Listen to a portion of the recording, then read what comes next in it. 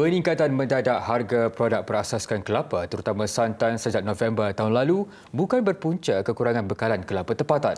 Sebaliknya, menurut Menteri Pertanian dan Keterjaminan Makanan, Datuk Seri Muhammad Sabu, ia disebabkan kenaikan harga kelapa diimport dari Indonesia.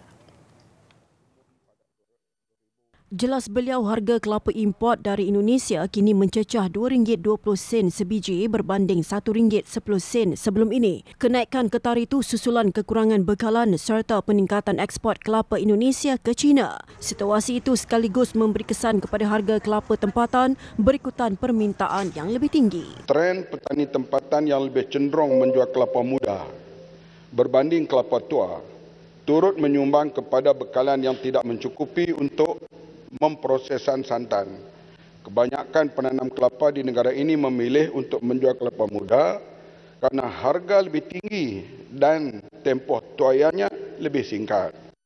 Ujarnya, Lembaga Pemasaran Pertanian Persekutuan Fama dan Fama Corporation Sdn Bhd menggerakkan langkah untuk menstabilkan harga dalam memastikan bekalan barangan itu diperolehi. Sehingga Selasa lalu, Fama dan Famako membawa masuk bekalan kelapa tua dikupas sebanyak 730 tan metrik dari Sabah dan Indonesia dengan nilai belian RM2.01 juta.